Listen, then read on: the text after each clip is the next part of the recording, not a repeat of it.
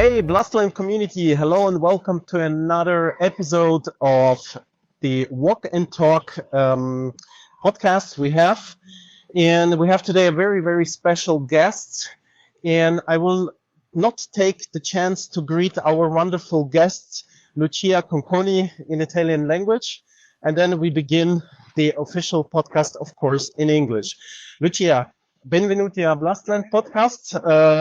Sono molto contento di vederti oggi. Noi facciamo, come lo sai, un formato nuovo con Walk and Talk o Cammina e Parla. E benvenuti di nuovo al nostro podcast. Thank you very much. E come stai oggi? Very well. I'm happy to share some thoughts with you and walk at the same time. Great.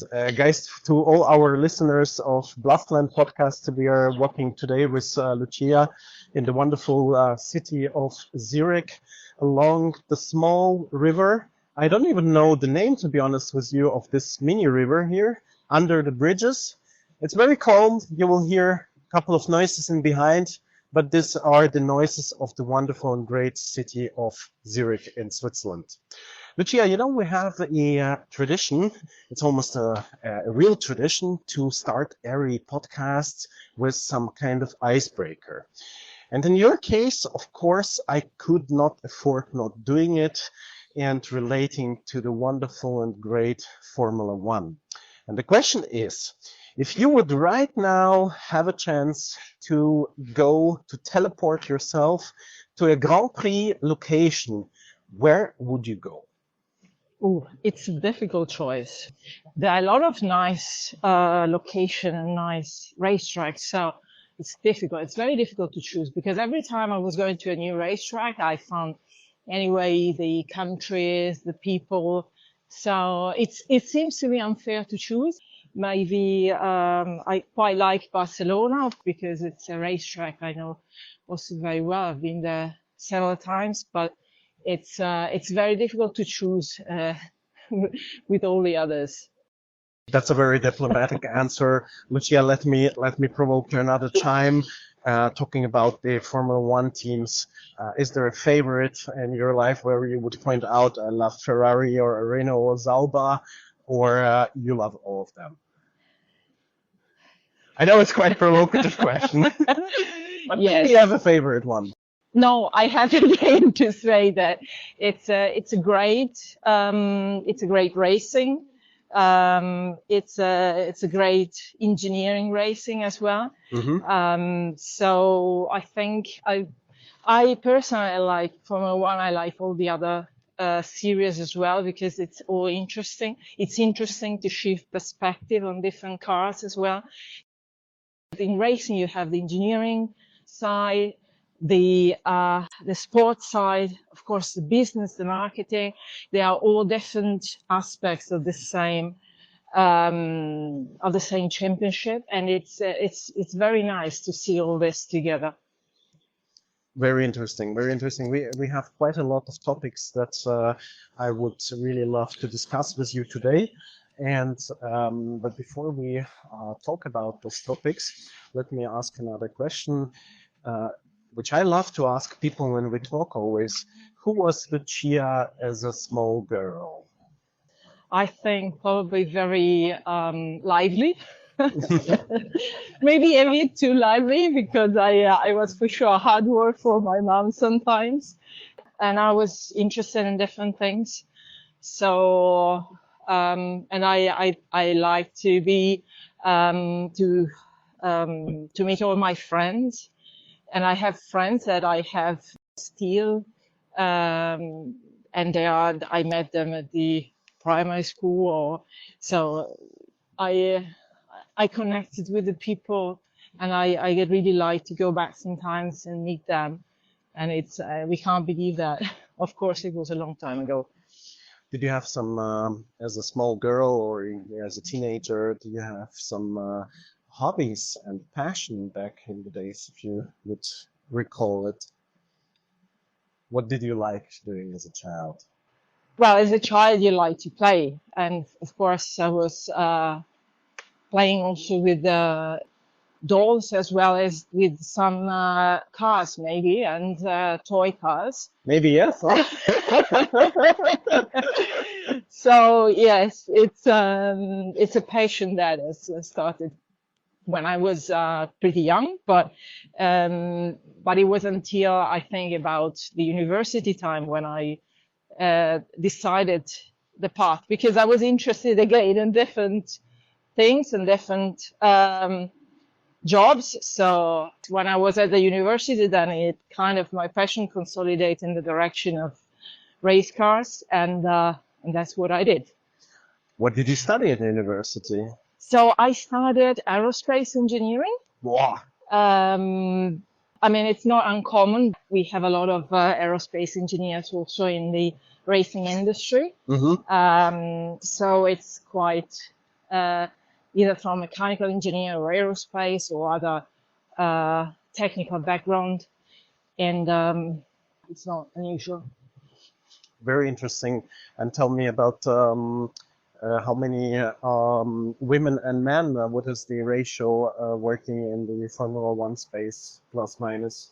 Are there many women working in F1? It's, I would say it is increasing, the number of women working in Formula One. Of course, you have to do the comparison as well with the amount of women at the university for instance, in engineering. I'm considering more the engineering side, but on the other side of finance, communication, and marketing, there are a lot of women working there as well. On the engineering side, the ratio is less because you also see from the university there are less women maybe in engineering, but it's a number that is progressively increasing, and there is an increased interest. And I think the important thing is to encourage also the young women in engineering or in the high school to choose what is their passion without any thoughts about ratio or percentage of women working. It's just to follow what they want to do. Lucia, as you know, we engage very heavily for women in tech at Blastland, and also that women are more and more motivated and encouraged to go into tech, but not only into tech, but especially into tech, because the quote is still very, very low if you compare over the different sectors and segments. And what would you say to motivate the young women to go into tech? What would be the motivational arguments on your side? Well, I think the important part is really to follow their interest and not have any concern that the ratio is still higher for men working in tech than women. Things are changing. We know that everything is evolving quite fast at the moment. So really, I think is the most natural suggestion is to follow their interest and not the percentages. Absolutely agree with you. That's a great point. That's a great point, Lucia. And let's dive a bit deeper in the time machine and go towards the time when you first time faced the Formula One, when you saw the first Formula One car. When was it? Can you recall this moment, and how did you feel about it?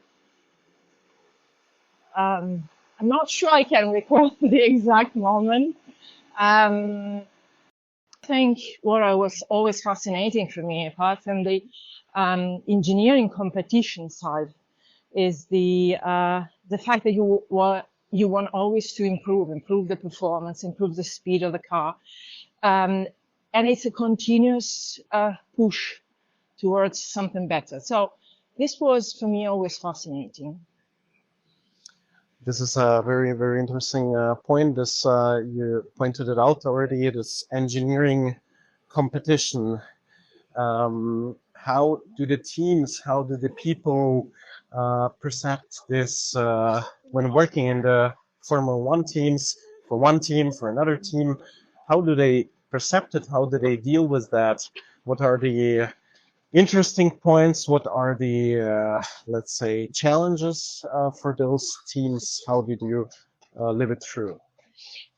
I think it's very interesting because in racing in general, there are two souls which seems contrasting, which are the competition on one side. So the individuals are by nature competitive, but on the other side, there is a very strong teamwork. And in racing, when this teamwork is healthy and is working well, you do see a big difference. And I think it's one of the best experience that I always mention when people ask me what I like in motorsport and what I like in racing. And I think that's of course, the technical challenge is one part, but the other aspect is definitely the teamwork. And I mean, of course, in motorsport, there is maybe an advantage to create teamwork because it's the goals and the vision that the people are sharing is clear because you need to win races. But sometimes in projects that are not, this is the overarching goal, but there are projects that you have to finalize to make sure that you're competitive, and then you have to make sure that this vision is clear. So there are different ingredients of teamwork, I believe. So one is the common shared vision and clear goal. The other is the clarity of roles. That is something that is important, of course. Then I would say another ingredient is an open communication. Mm-hmm. And also, I would say the fact that there should be a flow of information. Mm-hmm. So everybody has got the same level of information and information about what is happening in the team, so that it's easier to adapt, to make changes to some projects, something changes, and to get quicker to the final goal. So there are different ingredients. Some of them seems to be obvious, but it's also very fast dynamic, and therefore the information and everything has to be provided. That's a very interesting and multilateral approach and answer. What I'm really interested in is also for people who are not so much familiar with Formula One, have heard it, have seen it on the TV several times, probably even went to the Grand Prix, but you were in the vehicle performance, right? Yep. What is vehicle performance? Just for a dilettante like me, what is vehicle performance about? It's not about the speed, right? It's about many factors, I could assume. The vehicle performance is, in obvious terms, is to make the car as fast as possible around the track. But obviously you have to break it down, this final target, and make sure that all the factors that allow the driver to drive the car fast around the track are developed correctly. So the important part is nowadays is to be able to represent well the car and the vehicle performance in the virtual world, in the simulation, so that it can be well predicted and the direction are reliable for all the development departments. Very interesting. That's interesting. Lucia, if you would recall your times, you have been at very different stations in the Formula One world. If you would recall the best 3 moments or 2 or 1, and probably not the best one, without getting specific about the station where you have been. Well, the best moment is when the team is winning together, and that's something that, again, it has to do with the teamwork, and it's quite, I think it's quite a very nice moment when you work in a team, and of course you put a lot of energy, a lot of effort. There are, I think everybody, again, working in motorsport and in racing has got this perception of working not in isolation. Mm-hmm. And when you are in a team, after a certain amount of years or a certain amount of time anyway, and the team starts coming together, you see that the people in the team, they don't focus just on their work, but they start looking at how their work connect well with the work of the others in the team. And this is a sort of empathy, but it's not empathy per se. It's a kind of attention to the others and how you can make your work better so that the other can pick it up and make their work better as well. I think it was well described. Somebody I met while I was taking some rowing lessons, and he was saying there is this feeling of togetherness when things are synchronized. If you have done some rowing, you understand it immediately because it's quite fascinating, especially when you start at the beginning. It's so difficult to make the boat fast because it's not the strength of the individuals, but it's how well synchronized, or it's not only the strength of the rowers, but it's how well synchronized they are. In order to be synchronized, they have to look at the rhythm of the others, not just of themselves. They cannot just set a different rhythm. So if you are maybe faster than the others on the boat, you have to slow down a bit because you have to get synchronized. So there is this feeling, and also there is a way of saying in rowing that is, when you make a mistake, you catch a crab. So when you catch a crab, when one of the rowers catch a crab, you can feel they all both unsettling. Mm-hmm. So it's really how together the team has to be fast and to react quickly. So when you work with others, there is also this kind of misunderstanding about accountability in a team. Mm-hmm. The accountability is not diluted.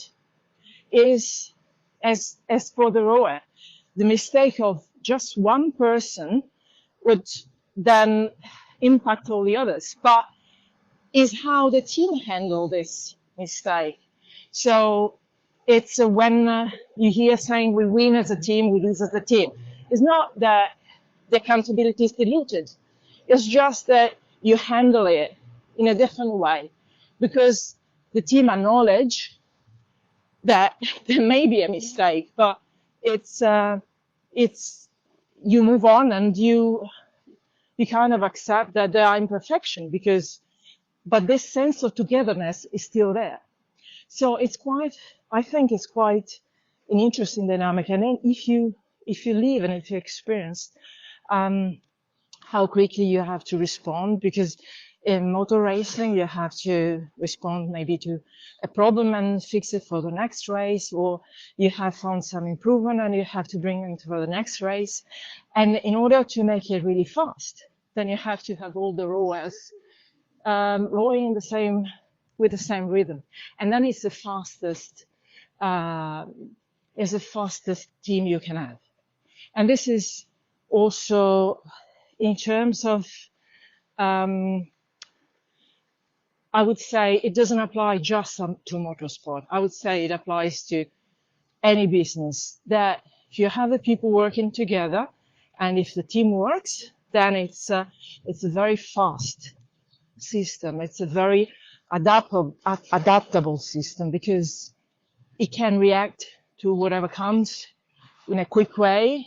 There is collaboration, problems are solved, and in a way, I came across some time ago to there was an extract of some thoughts of a sociologist, Mm-hmm. Luhmann, Mm-hmm. and there was this sentence which kind of stuck in my mind, that trust reduce the complexity.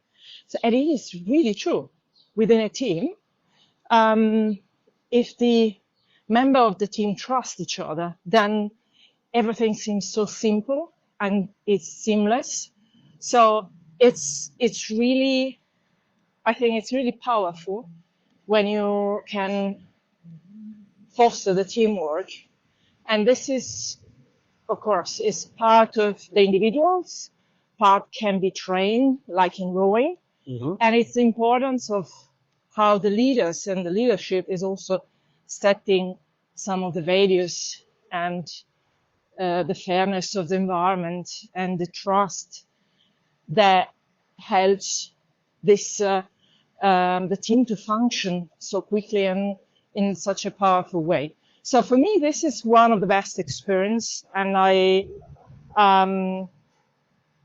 it's really, even in a situation where you said the worst situation, or there were difficult moments, but again, if the team is healthy, the difficult moments are shared when there is hard work. There is one topic that I always bring up, and I know that some people disagree, some people agree, but I find that also sense of humor is very important, because when you work long hours and you're under pressure and you have to deliver, sometimes it does help a lot to release a bit of pressure and be able to smile at the difficulties. So that is, I think, in my view, one of the best combination of working with a team of people that is well connected and well functioning. Wow, I loved so much your comparison, and I picked a couple of words. The one that hit my heart is synchronization, and of course this comparative example to rowing. And I loved it so much. Lucia is really, really cool, and a couple of really interesting thoughts that came to my mind. You said a couple of times about the trust. It's reducing the complexity according to the sociologists, and leadership. So let's dive a bit deeper into the word trust. How do you enable trust? What is trust? How does it evolve? How does it getting born in a, let's say, in a new team? I think the one of the big aspects is that the environment, when you set the values of fairness in general in a team, then and that there is open communication and shared information, those are already important pillars and ingredients that makes the trust easier between the people. There is an element of personalities, human beings. We cannot expect that everything is perfect all the time, but that's exactly when the leadership can play an important role in trying to smooth a little bit the edges and make sure that the talent of the people and the competitiveness of the people is channeled outside of the team and not inside the team. And I think this is important, and I think this is a good foundation for trust. And the example of the leaders is also important. And example of the leaders is important. What would you say how a leader needs to be, or who is a leader in a Formula One team? Let's imagine it's a guy or a woman leading the entire family of the Formula One team. What traces of character does this person need to have? When I speak about team, I speak about also not the entire team, or not only the entire team. I speak about any group of people who have to work on a project in a collaborative way. So that could be a group of 5 people or 500. But I mean, it's the same logic. And I say the leadership because it's quite important that there is an example to be set and create an environment. And so this is it's a responsibility as leaders that everybody having either a team of 5 people, 2 people, or 500 is the same. It's how you set the values and the environment. So the characteristic, well, I think in any case, I would say in general, and I'm not talking just about motorsport, I would say my favorite trait maybe are resilience, optimism, the being able to reduce the stress, to distribute the correct pressure, but and create an environment which is of collaboration between the people. Because it's not just a nice to have. It's really a powerful system to get quicker to your goal, and with the and the people are happier to work in this sort of environment. Mm-hmm. Lucia, you managed already to tell us so many interesting points from Formula One world and leveraging them into every possible area of business. But if you would pick 3 interesting team characteristics and spirit, which we already discussed today, and leverage it into literally every other business, what would that be? Well, I think in today's world, everybody has to move fast. For sure, adaptability is one thing. The way that motorsport is moving fast and is adapting is the way it is organized, and it is the agility that maybe motorsport has with taking on innovation and implementing it. So I think that could be inspiration for other businesses. Okay. And let's talk now a bit about success as a general term. What does success mean to you?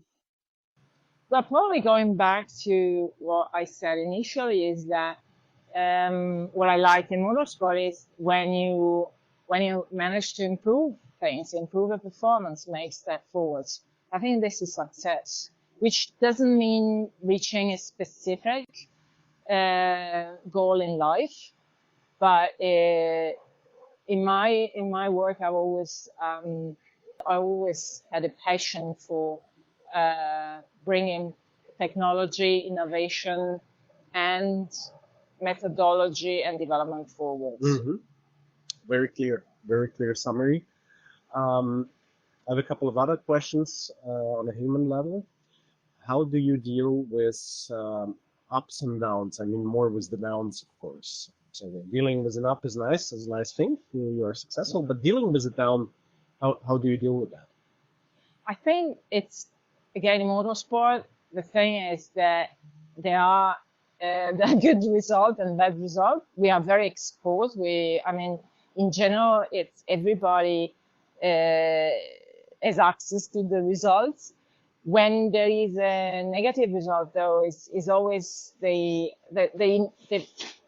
disappointment. But the important thought is, and I think this is what I apply in my life as well, to prepare for the next one, for the next challenge, the next race, next meeting, next opportunity is always, I think, is something that is very important. And I would say it's a good way of taking also the downs, because of course there are more disappointment, but normally around the corner there is always something new, always something that to discover, and you have to focus on the next one.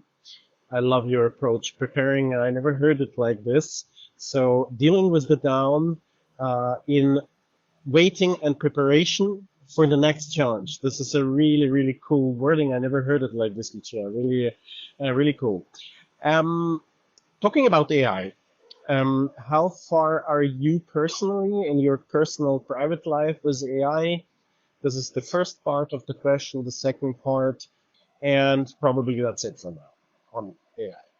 On my personal life, I'm quite interested. I'm diving a bit deeper in some of the aspects. As engineers, we are always pretty much data-driven, and so we want to see what the impact also of AI or the future will of AI will be. And it's fascinating how many things are happening now in this industry. So I think it's really fascinating as an engineer as well. Yeah, as many young people are listening from all over the world to our podcast, if you would pick the three most key moments, takeaways, lessons, wishes from your side, and just spray it to the people, to the young people, to the younger generation, what would you say to them? Well, the first one is taking the obstacles as part of the journey, not to get too disappointed or frustrated, or not to stop going, and stand up as soon as possible, because obstacles are part of the journey and they are learning phases as well. So it's very important, because it's more difficult maybe when you're younger to take the this disappointment sometimes, and then as I said before, focus on the next one, because there's always the next race, and like in motorsport, like in racing, let's focus on the next one. Let's learn from this and let's focus on the next. And this is, I think, is important. And maybe the last one, which it's always important for me, is when I speak about teamwork, I think I speak also about how you the attention to the others, the kindness to the others, and the empathy, for me, are always important parts, regardless in the phase we are in life and at work.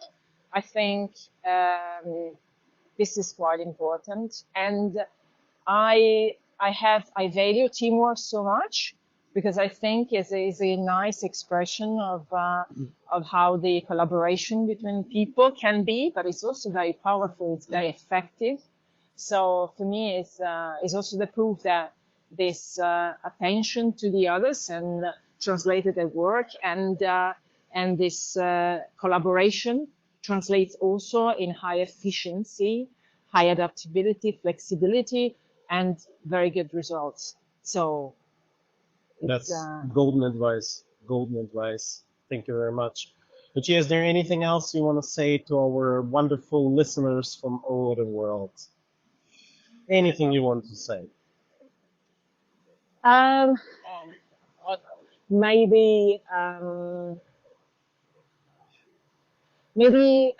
one thing that is not obvious when you look at people, as we said before, when you look at racing, you tend to look at what you see on television. So you look at the races and so on, and try to look a little bit back at how things are working at the factory, either with as teamwork, or if you can pick some interesting inspiration from the agility, the speed of introducing innovation, how you can implement new concepts quickly, and how you can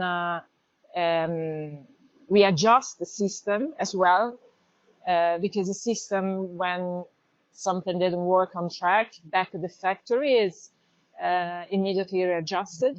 So there is a lot of inspiration that I see that it can be interesting also for businesses of different sizes, and maybe try to think about as well as what happens at the factory. Great, great. Lucia, I thank you from the bottom of my heart for your time, for the inspiration, for your engagement, and for this wonderful walk today. For all our listeners, we've been walking through Zurich today, so if you hear some background noises, it's the city, but it's us two talking. And it was great having you here, and let's prepare for the next race. Bye, Lucia. Thank you very much. Bye.